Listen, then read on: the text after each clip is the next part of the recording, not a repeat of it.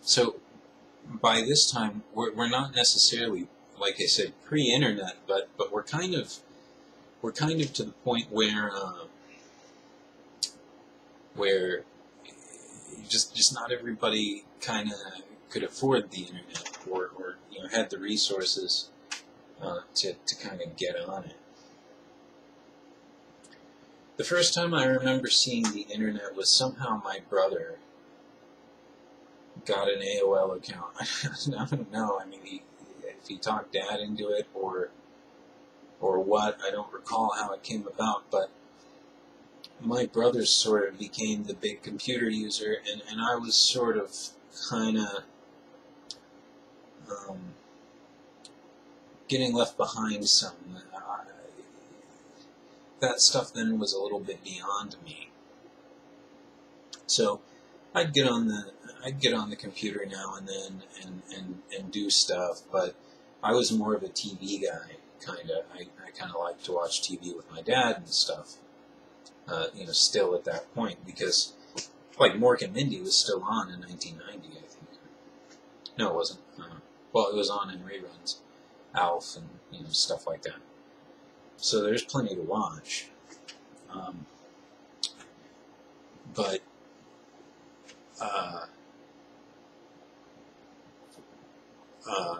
yeah, the first time I kind of remember seeing the internet in our household must have been around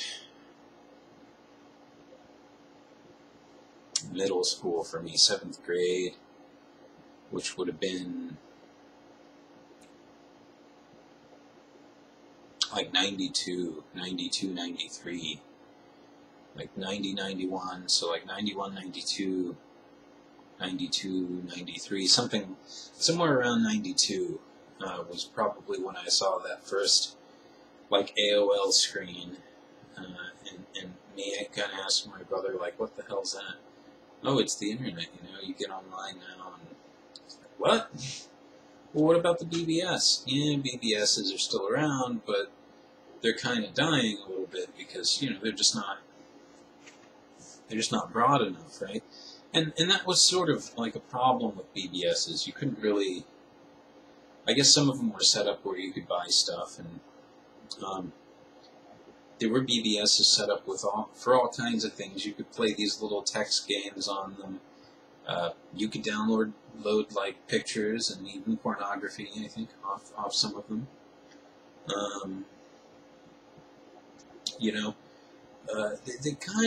They kind of were starting to get there, in the late 80s, kind of early 90s.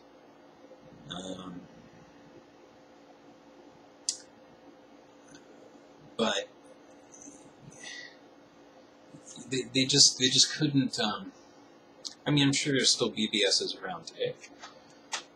They just sort of couldn't keep up. But I guess kind of the thing that made BBSs cooler in some ways than the internet was that the internet took a while for the social thing to kind of take off. Like, it's taken a while for Facebook to come about and, Twitter to come about and stuff like that. And you get to know people on a global level, and that's all fine and well, but you may never meet any of those people, right? Well, the BBS scene, even though you could log on to BBSs in other states and stuff, that could be expensive because it's like a long-distance phone call. So you sort of wanted to log on to BBSs that were local for you to call. I mean, you were doing this all with a modem. And you kind of got to know a lot of the people in your local area really well. And a lot of the people on the BBS scene would be the people who went to our computer club meetings and stuff like that. So, even though there was this this growing juggernaut coming called the internet, The social aspect of it was still largely rooted in BBS's kind of early on, as I see it, as I remember. One moment.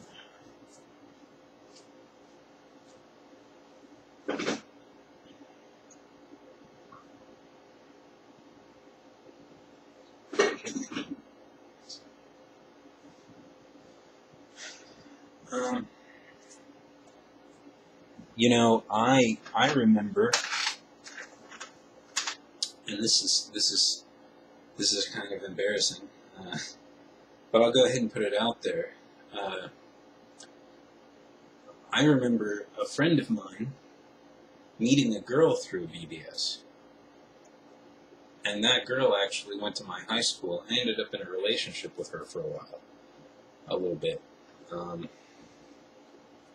So,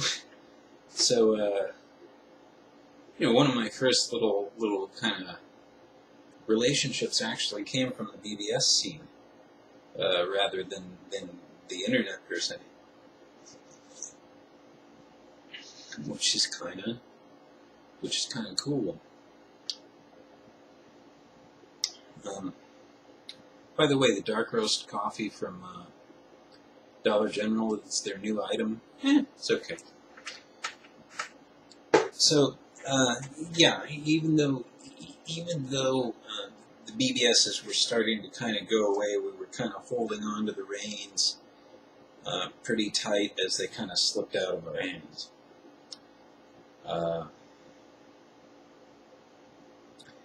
And as far as computing went, you know, again, my family just didn't, you know, we spent money on that type of thing every few years. So, you know, eventually we got, I think, a little better computer. I think it was a P90 when the Pentiums came out. And then we had a C.A.T.S processor that ran a little hot, but was a little faster than the Pentium for a while, that we could put in the same board. And that was pretty much the end of our computing as a family. We had that Pentium, that C.A.T.S, for a long time, and my dad used that until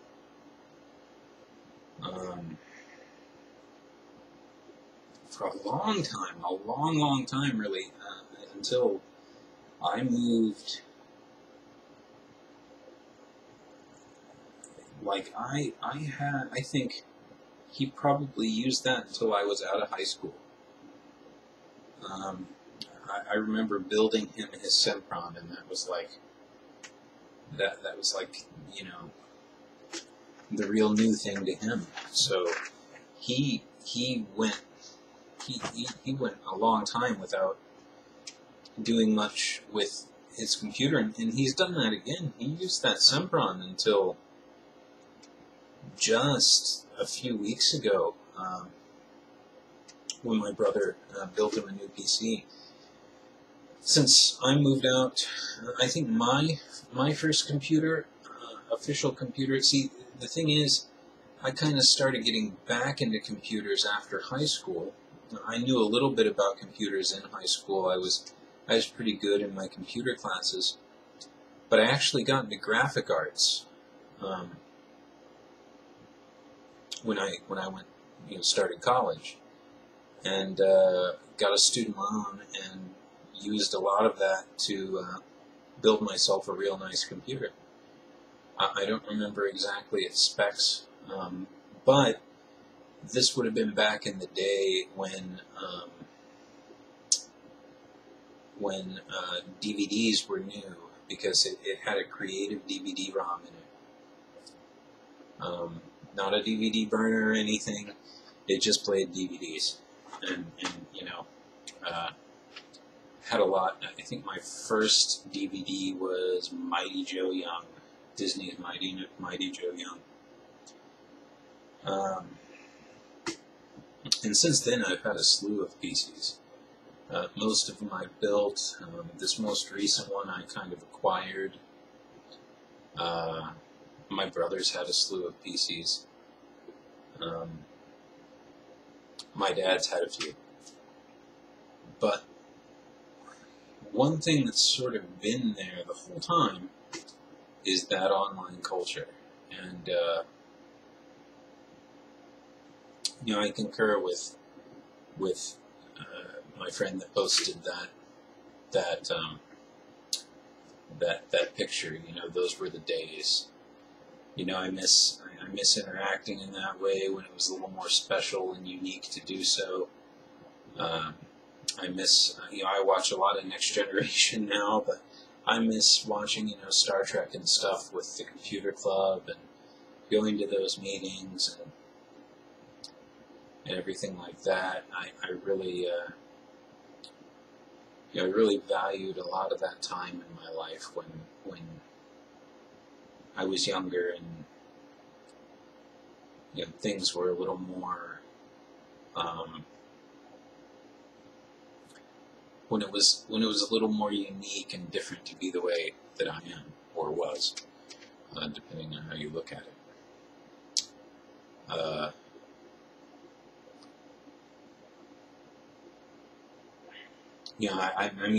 have a lot more to say about it. I'm hoping that these videos will sort of prompt some more comments and discussion on this photo, because I've kind of enjoyed thinking and talking about it enough to do 3 videos, about the whole thing. There's also a documentary series called BBS. If you can get a hold of it, it might be worth watching. It's several episodes. They're pretty long, but I watched a few of them, and I got to be honest, I really did enjoy what I saw there. I think I've had to get rid of them to make room, but I might look for them again here in a little bit. But if you're curious about how the internet came to be, sort of before there was an internet, what people did before that, then I would certainly recommend giving that a watch. It was a really special time. Things were much slower back then in many aspects, not just in computing, but in life. People took a little more time to grow up, and were less anxious to well, that's maybe a different video. Anyway, just a shout out, before I end it here, to the old crew, Eli, Ruben, Dad, Bro, Kevin, Earl, I hope you're okay.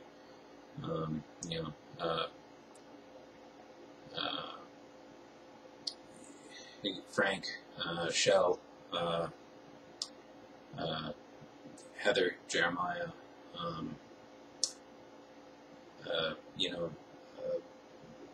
Brother Bill,